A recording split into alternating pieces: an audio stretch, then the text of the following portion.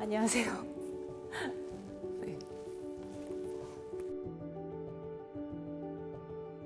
제가 오늘 소개해드리고 싶었던 이 피켓은요, 제가 학교 앞에 인사 가면서 들고 다녔던 피켓입니다. 아동 청소년 공약들은 부모님한테 가서 설명을 드리는 경우가 많은데요. 실제 정책의 수혜 당사자는 청소년이니까 그 당사자가 공약이 어떤 것인지를 알고 나를 어떻게 대변해 줄지를 알아야 하기 때문에 저는 이 피켓을 들고 학교 앞에 가서 학생들에게 직접 설명하고 인사드리고 있습니다. 저의 청소년 공약은 첫 번째로 청소년 예술제, 그리고 청소년 전용 체육시설 등이 있고요. 그리고 또 하나는 공공진로진학 상담센터가 있습니다.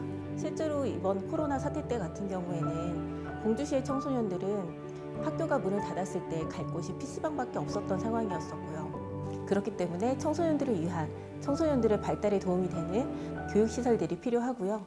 또 하나는 우리가 충분히 자기가 원하는 대학에 진학할 수 있는 입시 정보를 체계적으로 받을 수 있도록 공공진로진학 상담센터를 운영하려고 합니다. 최소한 고등학교 1학년부터는 학생과 부모님이 입시 설명회를 통해서 입시에 대해서 익숙해져야 하고요. 거기에 대해 상담이 필요하다고 하면 가까운 곳에서 전문 상담을 받을 수 있도록 지원을 해줘야 한다고 생각합니다. 저희가 보통 복지 정책에 대해서 이야기를 하면 복지 수혜를 받는 당사자에 대한 것들이 많은데요. 사회복지사가 행복해야 복지 수혜를 받는 당사자 역시 행복합니다. 청소년 지도사가 행복해야 청소년들이 행복할 수 있습니다. 질 좋은 복지 서비스는 촘촘한 복지 체계도 중요하지만 그걸 전달하는 종사자의 역할이 굉장히 큽니다. 이분들이 여기에서 경력을 쌓고 계속해서 그 당사자들과 좋은 유대 관계를 유지를 하고 이런 것들을 해줄 수 있는 거는 복지 종사자가 얼마나 안정적으로 경력을 쌓고 그리고 자기 개발을 할 수 있도록 근무 여건을 조성해 주는지가 중요한 조건이라고 생각합니다. 근데 사실 도시 하나가 돌아가는 데에는 복지만으로 다 이루어지진 않습니다. 제가 말씀드린 정책 역시 안정적으로 지원이 되려면 경제가 잘 돌아가야 합니다. 저는 그 중에서도 창업 지원에 관한 것을 말씀드리고 싶습니다. 제가 의정활동하면서 느꼈던 부분 중에 하나가 공주시에서 창업에 대한 지원을 분명히 하고 있습니다. 그러나 사후 관리가 더 중요하다고 생각합니다. 보통 1년 정도가 지나면 그동안 생각했던 내 아이디어가 현실에서 어떤 벽에 부딪히게 될 것입니다. 그럴 때 누군가 경험 많은 멘토가 있다거나 아니면 시에서 컨설팅을 제대로 지원을 한 번 더 해줄 수가 있다고 하면 내가 첫 번째로 닥치는 어려움을 이겨낼 수 있을 거라고 보고요. 이 고비를 넘어서 3년 정도 됐다라고 했을 때는 어느 정도 회사가 좀 안정이 됐겠죠. 그러나 다음 아이디어나 다음 계획을 위해 또 투자를 해야 할 겁니다. 그럴 때 인건비에 대한 지원을 시에서 도와줄 수가 있다고 하면 한 번 더 성장할 수 있는 계기를 마련해 줄 수 있다고 생각합니다. 여러분들이 공주에서 농사를 짓고 싶다면 무엇이 필요하실까요? 농업에 관심을 둔 청년들이 공주에 내려왔을 때 공주에서 해줄 수 있는 가장 큰 방법은 교육을 시켜주는 것이라고 생각합니다. 농업은 특히나 이론적인 교육도 중요하지만 수많은 경험과 시행착오에서 나오는 그 연륜을 배우는 것이 중요합니다. 지금 현재 공주에서 농사를 짓고 있는 선배들에게 어떤 교류를 하고 정보를 얻을 수 있는지도 중요한 역할을 하고요.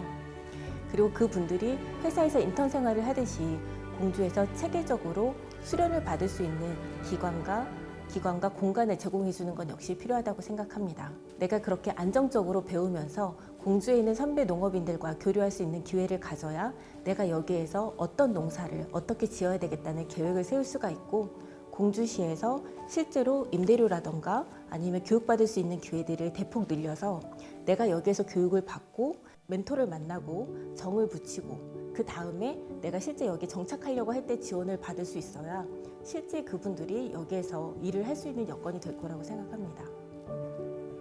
제가 당선이 된다고 하면 신과 널송, 정안, 의당이 저희 지역구가 되는데요. 공주대학교 학생들이 왜 신관동 상가를 외면하는지에 대해서 먼저 조사를 해봤습니다. 학생들이 느끼는 가장 큰 문제점은 어디를 가야 할지 모른다는 것입니다. 우리 학생들이 버스를 타고 이동을 하게 됩니다. 버스 정류장에 노선표가 없다는 것이 첫 번째였고요. 두 번째는 BIS 시스템이 오류가 나는 경우도 많았다는 것입니다. 그래서 저는 이번 선거 기간에 프로젝트를 하나 진행해 보려고 하는데요. 공식적으로 저는 선거 사무원을 8명을 둘 수 있습니다. 그런데 저를 포함해서 선거 사무원들이 13일이라는 선거 기간 동안 저에 대한 홍보만 하고 다니는 것은 왠지 좀 아깝다는 생각이 들더라고요. 그래서 저는 이번 기간에 저희 선거 사무원들과 함께 저희 지역구를 중심으로 해서 버스 정류장들을 조사를 해볼 생각입니다. 다시 의회에 들어간다고 한다면 이 자료들을 근거로 해서 바로 정책을 세울 수 있을 거라고 생각합니다.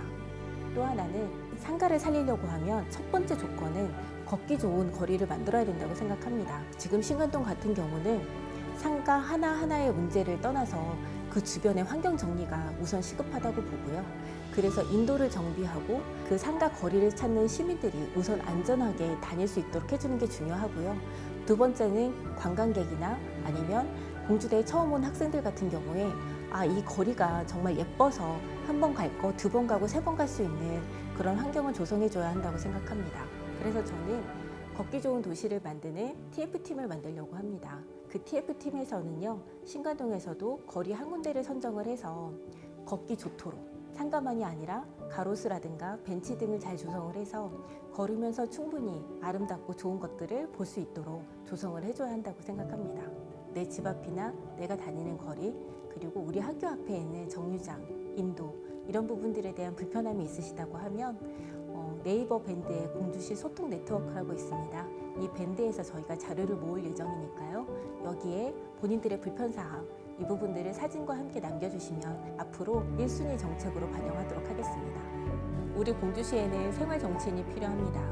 가로등을 놓는 단순한 민원에서부터 정치, 경제, 복지, 문화, 예술 분야까지 체계적으로 공부하고 점점 복잡해지는 사회 문제에 대처할 수 있는 정치인, 생활 정치를 구현할 수 있는 사람들이 지금 현재 공주시에 필요한 정치라고 생각합니다.